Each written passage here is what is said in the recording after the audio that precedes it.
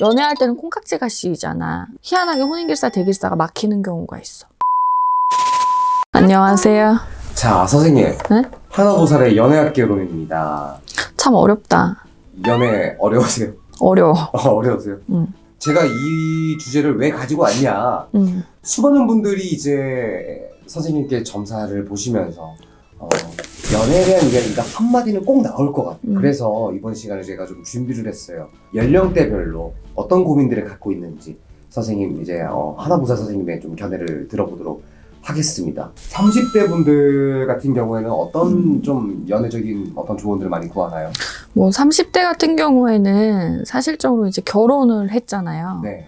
근데 결혼까지 가기 전에 그래서 결혼이냐 비혼이냐를 가지고 얘기를 하시러 오시는 분들도 많고, 이거를 결혼을 했을 때 발목 잡히는 게 싫은 거지. 요새는 아기 안 낳으려고 하는 사람들도 되게 많거든요. 뭔가가 바뀌면서 사람들의 생각이라든지 마인드가 되게 많이 바뀐 것 같아요. 이기적인 거라기보다도 그냥 내가 편한 게 좋은 거고, 뭐 이런 것들이 조금은 마인드들이 되게 강해지다가 보니까 비혼, 또 동거를 해보고 나서 나중에 결혼을 하겠다. 뭐 이런 사람들도 있고, 사실적으로 신혼인데 결혼을 했어.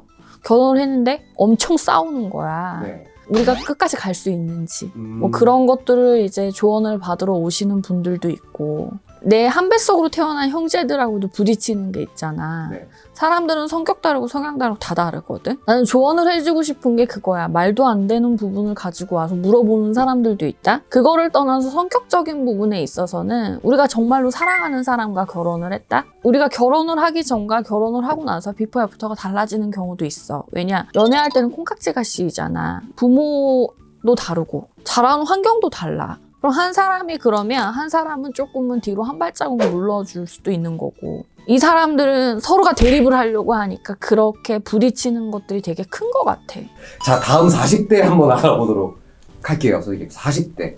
40대 분들 같은 경우에는 어떤 좀 점사에서 어떤 게 많이 나와요? 뭐 결혼을 못 하시는 분들이 요새 되게 많잖아요. 네. 40대 초반, 40대 중반까지도 자식을 못 낳아서 오시는 분들도 있고, 사실적으로 내가 결혼을 할 수 있을까? 연애를 제대로 못 해보신 분들도 되게 많아요. 참 이런 부분 참 속상해요. 사실. 그렇지. 네. 그럼 내가 과연 어떻게 여자를 만날 수 있을지, 이런 부분들을 조금은 조언을 하시러 오시는 분들도 많고, 사실적으로 그 사람 사주에 와이프가 없는 사람이 아닌데도 이 와이프 자리가 없는 경우도 있어요. 무속적인 견해로 풀어본다라고 했을 땐 100명 중에 그 안에 50% 이상은 산소를, 여자와 남자를 합장을 하지 말아야 되는 산소가 있다. 근데 이 산소를 합장을 했을 때 이상하게도 자손에 있어서 희한하게 혼인길사 대길사가 막히는 경우가 있어. 또 하나는 청춘에 제 나이를 못 살고 가신 망제가 있잖아요. 그러면 희한하게도 자식이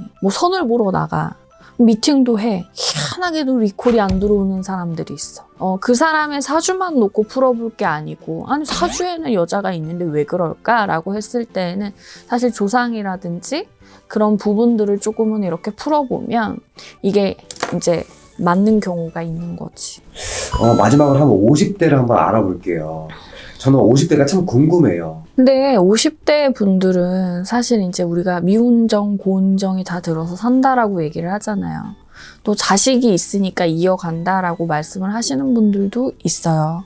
근데 희한하게도 자식이 없는데, 자식이 무자식이 상팔자라고, 아니 내가 진짜로 자식이 갖고 싶어서 진짜 노력을 했는데 자식이 없어. 근데 희한하게도 이렇게 보면 정말 둘은 아직까지도 신혼이고 인꼬인 부부도 있다? 근데 50대 이렇게 보면 대부분이 졸혼 뜨잖아. 화탄 이슈잖아. 졸혼을 할까?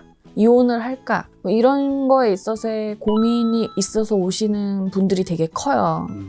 근데 이게 되게 어려운 것 같아. 네, 맞아요. 성격 다르고 성향 다르고 태어난 사주 다르고 다 다른데 진짜 어려워.